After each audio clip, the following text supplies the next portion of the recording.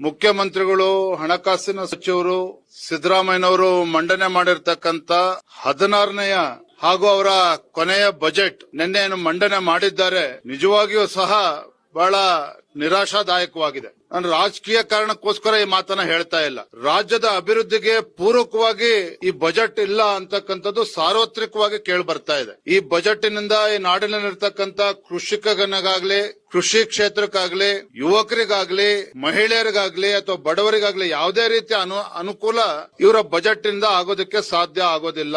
ಹಾಗಾಗಿ ಅಭಿವೃದ್ಧಿಗೆ ಪೂರಕವಾಗಿದೆ ಅಂತೇಳಿ ಯಾರು ಕೂಡ ಒಪ್ಪೋದಕ್ಕೆ ಸಾಧ್ಯ ಇಲ್ಲ. ಸಿದ್ದರಾಮಯ್ಯನವರಿಗೆ ಅಲ್ಪಸಂಖ್ಯಾತರ ಬಗ್ಗೆ ಎಷ್ಟು ಪ್ರೀತಿ, ಎಷ್ಟು ಕಾಳಜಿ ಇದೆ ಅಂತೇಳಿ ಎಲ್ಲರೂ ಕೂಡ ಗೊತ್ತಿದೆ. ಆದ್ರೆ ಒಬ್ಬ ಹಣಕಾಸಿನ ಸಚಿವರಾಗಿ ಈ ಮಟ್ಟಕ್ಕೆ ಸಿದ್ದರಾಮಯ್ಯನವರು ಇಳಿತಾರೆ ಅಂತೇಳಿ ನಾವು ಯಾರು ಕೂಡ ನಿರೀಕ್ಷೆ ಮಾಡಿರಲಿಲ್ಲ.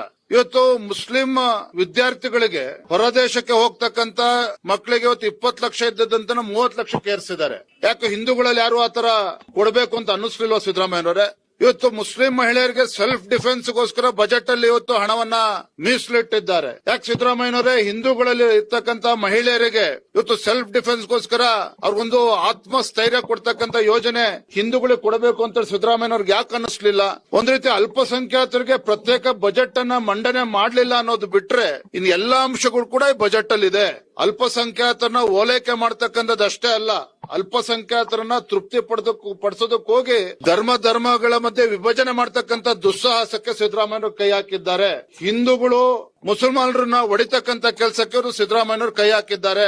ಮದ್ರಸಕ್ಕೆ ಹಣವನ್ನ ಕೊಟ್ಟಿರ್ತಕ್ಕಂಥದ್ದು, ಇವತ್ತು ಅಲ್ಲಿರ್ತಕ್ಕಂಥ 6,000 ರೂಪಾಯಿ ಮೌಲ್ಯಗಳಿಗೆ ಏರ್ಸಿರ್ತಕ್ಕಂಥದ್ದು, ಮದುವೆಗೆ 50,000 ಹಿಂದೂಗಳಲ್ಲಿ ಬಡವರು ಇಲ್ವಾಗಾದ್ರೆ ಯಾಕೆ ದುರ್ಬುದ್ಧಿ ರಾಜ್ಯದ ಮುಖ್ಯಮಂತ್ರಿಗಳಿಗೆ ಬಂದಿದೆ ಅಂತೇಳಿ ಪ್ರತಿಯೊಬ್ರು ಕೂಡ ರಾಜ್ಯದಲ್ಲಿ ಇವತ್ತು ಪ್ರಶ್ನೆ ಮಾಡ್ತಾ ಇದ್ದಾರೆ. ನನಗೆ ಒಟ್ಟಾರೆ ಅನುಮಾನ ಇರ್ತಕ್ಕಂಥದ್ದು, ನಿನ್ನೆ ಬಜೆಟ್ ಅನ್ನ ಮಂಡನೆ ಮಾಡಿರ್ತಕ್ಕಂಥದ್ದು ಸಿದ್ದರಾಮಯ್ಯನವರಲ್ಲ.